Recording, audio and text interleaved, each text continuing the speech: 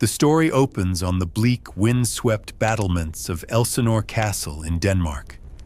The atmosphere is heavy with tension. The old King Hamlet has recently died, and his brother, Claudius, has hastily taken the throne and married the widowed Queen Gertrude, Hamlet's mother. Amidst this political unrest, night guards witness a terrifying sight: the ghost of the dead king walking the ramparts. Prince Hamlet, deep in mourning and disgusted by his mother's quick remarriage, is brought to the walls to see the apparition. When the ghost speaks to Hamlet alone, it reveals a horrifying truth. The old king did not die of a snake bite, as the public was told. He was murdered by his own brother, Claudius, who poured a deadly poison into his ear while he slept in his orchard. The ghost demands vengeance, charging Hamlet with the task of punishing Claudius while sparing his mother. Stunned and consumed by rage, Hamlet swears a blood oath. He realizes that something is rotten in the state of Denmark and decides to feign madness to hide his intentions while he plots his revenge. True to his oath, Hamlet undergoes a terrifying transformation. He wanders the cold stone corridors of Elsinore with disheveled clothes, wild eyes, and a tongue that speaks in baffling, brilliant riddles. To the court, the prince has completely lost his mind. King Claudius and Queen Gertrude, deeply unsettled by his behavior, summon Hamlet's childhood friends, Rosencrantz and Guildenstern, to act as spies and uncover the true cause of his madness. Meanwhile, Polonius, the pompous Lord Chamberlain, is convinced that Hamlet's lunacy is simply the result of unrequited love for his daughter, Ophelia. To test this theory, Polonius and Claudius stage a cruel trap. They force Ophelia to confront Hamlet while they hide behind a tapestry to listen. What follows is one of the most painful scenes in theater. Detecting the deception, Hamlet turns his bitter rage upon the innocent Ophelia. He fiercely denies ever loving her, screaming the famous words, "Get thee to a nunnery!"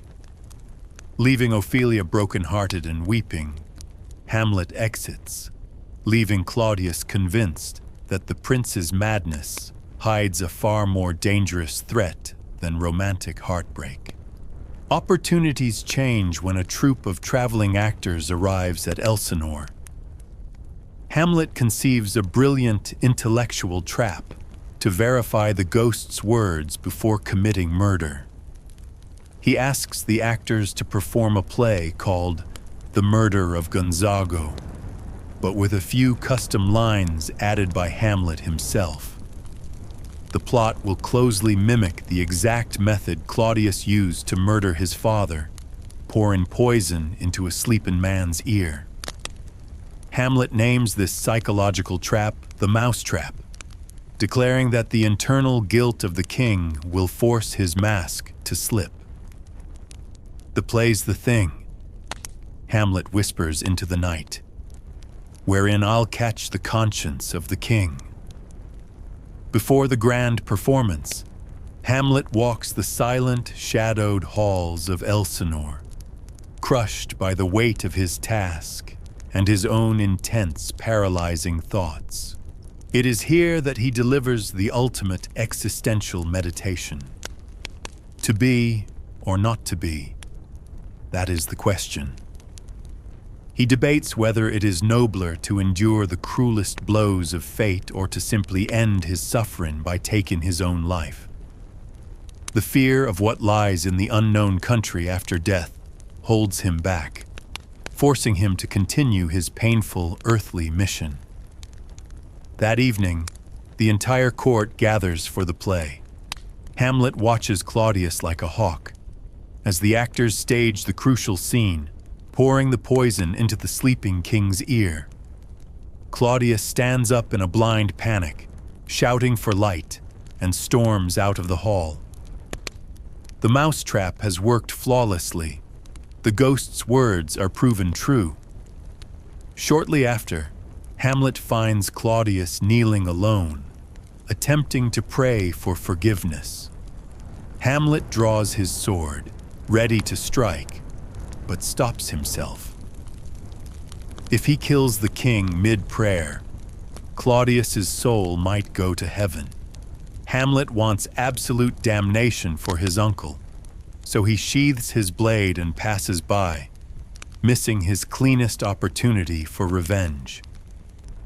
Instead, Hamlet goes to his mother Gertrude's bedchamber to confront her about her sins. Their argument becomes incredibly intense, and Gertrude screams for help, fearing her son has truly gone mad. A voice echoes from behind a heavy tapestry in the room. Believing it is Claudius hiding in ambush, Hamlet draws his rapier and thrusts it violently through the fabric. But when he pulls down the tapestry, he finds the body of the pompous old counselor, Polonius. This accidental murder changes everything. Claudius uses the crime as a perfect political excuse to banish the dangerous prince to England, secretly sending Rosencrantz and Guildenstern with sealed orders for the English king to execute Hamlet the moment he lands. Hamlet's exile is cut short. On his way to England, his ship is attacked by pirates. Showing unexpected courage, Hamlet boards the pirate vessel alone and bargains for his safe return to Denmark. He lands back on the shores of Elsinore only to stumble into a funeral procession at a graveyard. To his horror, the grave is for Ophelia. Driven mad by her father Polonius's sudden death and Hamlet's brutal rejection, the innocent girl had drowned herself in a willow-shaded river. Overcome with genuine grief, Hamlet leaps into her open grave, clashing violently with her vengeful brother, Laertes, before they are pulled apart. King Claudius seizes upon Laertes' blind rage to eliminate Hamlet once and for all. He orchestrates a public fencing match between the two young men, framing it as a friendly sport to settle their differences. But it is a deadly trap. Laertes' rapier is secretly uncovered and dipped in a lethal, uncurable poison.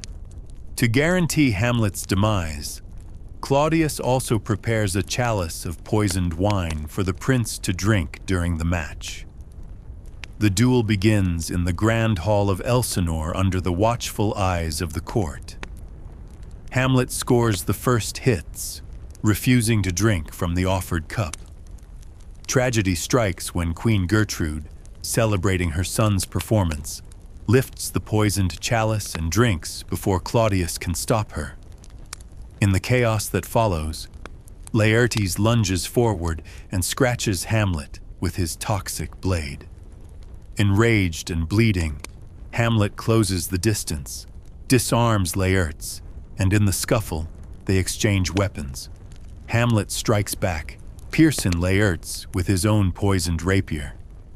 As the queen collapses and dies, crying out that she has been poisoned, Laertes confesses the entire plot with his dying breaths, pointing the finger at the king.